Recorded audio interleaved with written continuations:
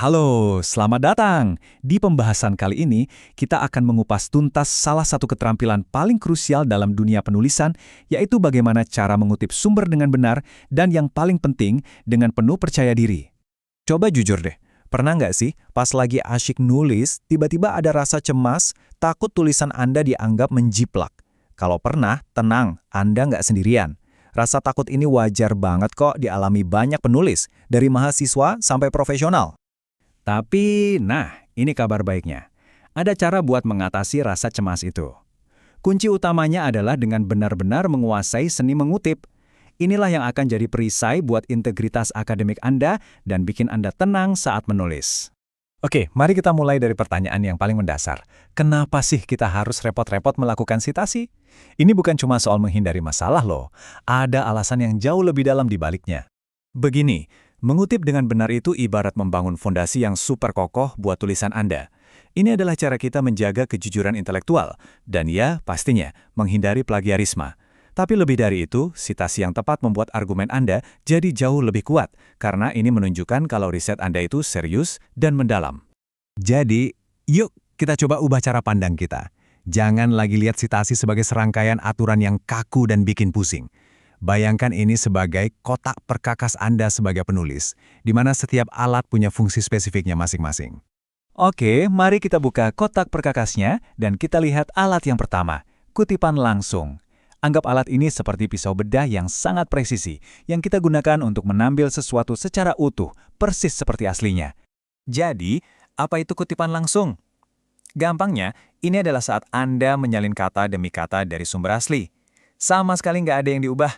Tujuannya adalah untuk menjaga suara dan pemikiran otentik dari penulis sumber tersebut.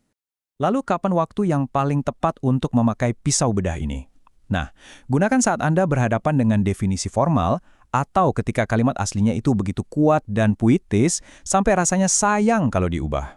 Ini juga super efektif untuk menghadirkan suara seorang ahli secara langsung buat memperkuat argumen Anda. Nah, ini dia contohnya. Untuk kutipan yang pendek, kita letakkan di dalam tanda petik.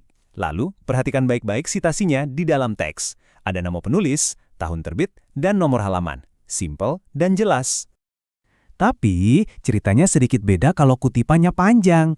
Kita nggak pakai tanda petik, melainkan format blok. Lihat kan, teksnya sengaja dibuat menjorok ke dalam.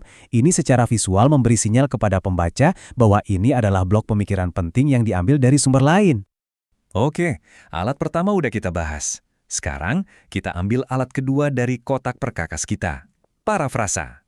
Kalau tadi kutipan langsung itu pisau bedah, maka parafrasa ini ibaratnya synthesizer, alat yang memungkinkan Anda memadukan ide orang lain ke dalam alunan tulisan Anda sendiri. Parafrasa itu adalah seni menceritakan kembali ide seseorang dengan gaya bahasa kita sendiri. Ini bukan cuma ganti-ganti beberapa kata ya, ini tentang mencerna sebuah konsep, lalu menjelaskannya kembali. Ini menunjukkan bahwa Anda benar-benar paham materinya. Jadi gimana cara melakukannya dengan benar? Ada 3 langkah mudah. Pertama, pahami ide aslinya sampai benar-benar mengerti. Kedua, tutup sumbernya, lalu tulis ulang ide itu dengan kata-kata dan gaya Anda sendiri. Dan ketiga, ini yang paling penting, jangan pernah lupa untuk tetap mencantumkan sumbernya. Yuk kita lihat contohnya. Kalimat ini menyampaikan ide yang sama persis dengan contoh kutipan langsung tadi, tapi dengan struktur dan pilihan kata yang benar-benar berbeda. Perhatikan, sitasinya tetap ada di akhir kalimat, meskipun kita tidak menggunakan tanda petik. Oke, kita sudah punya 2 alat yang hebat di kotak perkakas kita, kutipan langsung dan parafrasa. Sekarang pertanyaan besarnya adalah, kapan kita harus pakai yang satu dan kapan pakai yang lain? Mari kita bandingkan keduanya secara langsung. Mari kita lihat perbedaan utamanya. Kutipan langsung itu kata-katanya harus persis sama dan wajib pakai tanda petik. Tujuannya untuk menyajikan bukti literal. Sebaliknya, parafrasa menggunakan kata-kata Anda sendiri untuk mengintegrasikan ide. Di sini orisinalitas Anda lebih terlihat, tapi perlu diingat, risiko plagiarisme juga lebih tinggi kalau tidak dilakukan dengan hati-hati. Pada dasarnya, pilihan Anda bisa disederhanakan menjadi 2 konsep utama ini. Gunakan kutipan langsung untuk presisi, ketika setiap kata itu penting dan tidak bisa diubah.